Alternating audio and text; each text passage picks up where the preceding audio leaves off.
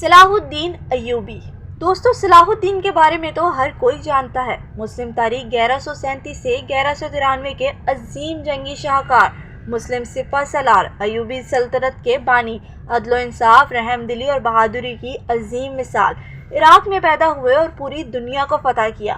اپنے شجاعانہ کردار، انصاف پسند حکمرانی کی وجہ سے مشہور ہوئے۔ لیکن کیا ایسے عظیم انسان کو بھی اپنی زندگی میں کیے گئے کسی عمل کا پچھتاوا ہو سکتا ہے؟ جی ہاں دوستو، اب ہم آپ کو بتانے لگے ہیں صلاح الدین کی زندگی کے 2 سب سے بڑے ایسے واقعات جن کا پچھتاوا صلاح الدین کو مرتے دم تک رہا۔ نمبر 1 پر ہے اودید کا واقعہ۔ کہانی کو جاننے کے لیے اس کا پس منظر بھی جاننا ضروری ہے۔ عماد الدین، جو صلاح الدین ایوبی کے قریبی لوگوں اور مشیروں میں شمار ہوتے تھے، ان کی روایت کے مطابق نور الدین زنگی، جو کہ ایک معروف سنی مسلمان حکمران اور فوجی کمانڈر تھے، انہوں نے 1171 میں خط کے ذریعے صلاح الدین ایوبی کو ہدایت دی کہ وہ مصر میں عباسی خلافت کو دوبارہ بحال کرے، کیونکہ اس وقت مصر میں فاطمی خلافت قائم تھی جو کہ شیعہ مکتبہ فکر کی نمائندہ تھی۔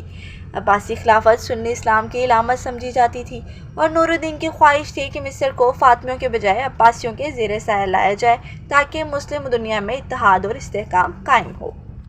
صلاح الدین نے اس حکم پر فوری عمل نہیں کیا، لیکن بعد میں معروف شافعی فقیہ نجم الدین قبوشانی کی حوصلہ افزائی اور مدد کی بدولت اس نے عباسی خلافت کی بحالی کے لیے اقدامات شروع کیے۔ نجم الدین قبوشانی نے شیعہ حکمرانی کی سخت مخالفت کی۔ صلاح الدین کو سمجھایا کہ مصر کو عباسی خلافت کے تحت لانا دینی طور پر ضروری ہے۔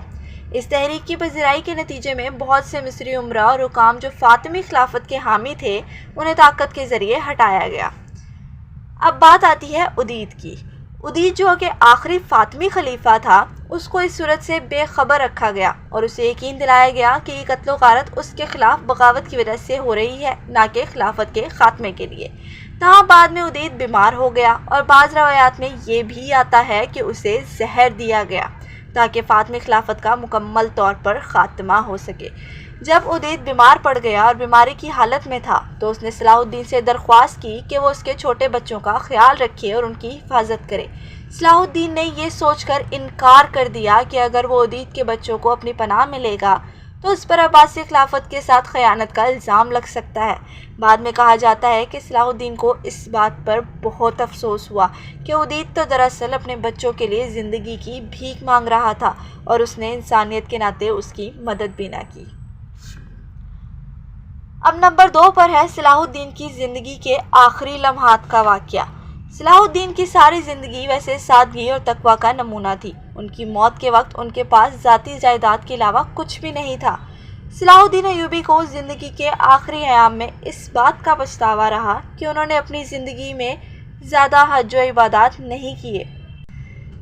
صلاح الدین ایوبی کو زندگی کے آخری ایام میں اس بات کا پچھتاوا رہا کہ انہوں نے اپنی زندگی میں زیادہ تر حج و عبادات نہیں کیے۔